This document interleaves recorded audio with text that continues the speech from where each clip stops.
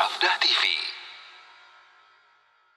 Kemudian ada beberapa poin yang kita ambil dalam sore ini, yaitu peringatan bagi orang yang meninggalkan amal, sedangkan dia tahu. Itu ada peringatan Allah Subhanahu wa taala, bahkan ancaman dari Allah Subhanahu wa taala ketika dia tahu, dia mengetahui, dia pelajari, kemudian dia tidak mengamalkannya, dan itu berat. Itu berat, terutama berkaitan dengan hukum wajib dan larangan. Haram, wajib, lalu nggak dikerjakan. Haram, lalu dikerjakan. Nah, itu besar dosanya. Apa di antaranya, Pak? Hadis Rasulullah SAW bersabda, dari Imam At-Tirmidzi, disahihkan Syekh Albani rahimahumallahu jami'an, la tazulu qadama abdin,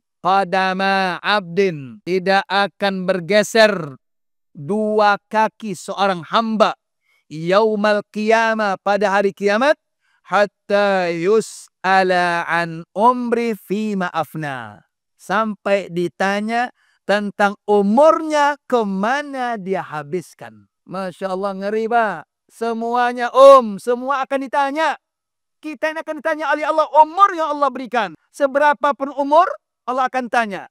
Terutama setelah balik. Karena itu pertanggungjawabnya. Berbeda kalau dia belum balik. Dia bebas dia. Nggak ada dosa, kan? Tapi kalau sudah balik, sejak balik itu mukallaf itu. Nah, akan ditanya oleh Allah. Makin banyak umurnya, makin berat nanti pertanyaannya. Nah, kemana dia habiskan? Wa an ilmihi fima fa'al. Tentang ilmu, apa yang dilakukan di ilmu tersebut. Tentang ilmu, apa yang dilakukan. Diamalkan atau tidak. Dia tahu bahwa itu syirik. Diamalkan atau tidak. Kalau dia tinggalkan, berarti dia mengamalkan ilmunya. Kalau dikerjakan, berarti dia tidak mengamalkan ilmunya. Wa an malihi min aina iktasaba wa fima anfaqah. Dan akan ditanya tentang harta. Nah, dari mana dia peroleh dan kemana digunakan harta itu. Untuk apa digunakan? Oh, ini yang paling berat nih. Kenapa paling berat, Pak? Dua akan ditanya. Dari mana uang didapatin? Harta itu dari mana? Halalkah? Haramkah? Hasil curiankah? Hasil tipuankah? Hasil apa? Kolusi? Hasil korupsi? Akan ditanya. Tidak mudah. Ngeri. Mendingan hidup pas-pasan lah daripada hidupnya mewah tapi hasilnya haram. Berat nanti pertanggungjawabannya Allah. Wa fima anfaqah, kemudian kemana diinfakkan. Nah, ini berat ini.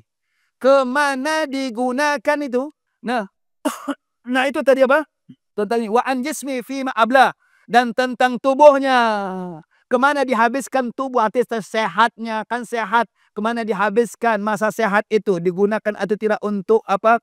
Kemaslahatan, apa itu untuk ibadah atau tidak? Badan tegap, badan kekar, sholat atau tidak? Ternyata nggak sholat. Apa gunanya? Kalau hanya sekedar kekar dan besar, kebok juga gede. Bisa dimanfaat, bisa dimakan dagingnya. Susunya bisa dia bermanfaat untuk manusia, kan? Manusia itu nggak ada guna sebetulnya. Nggak ada bisa dimanfaatkan. Justru akan bisa jadi musuh. Maka itu tergantung hatinya, beriman atau tidak. Beramal saleh atau tidak. Kalau tidak, ya sudah lebih parah daripada hewan. Ulaika kal an'am, balhum adal, kata Allah. Mereka itu bagaikan binatang ternak, bahkan lebih parah lagi binatang ternak.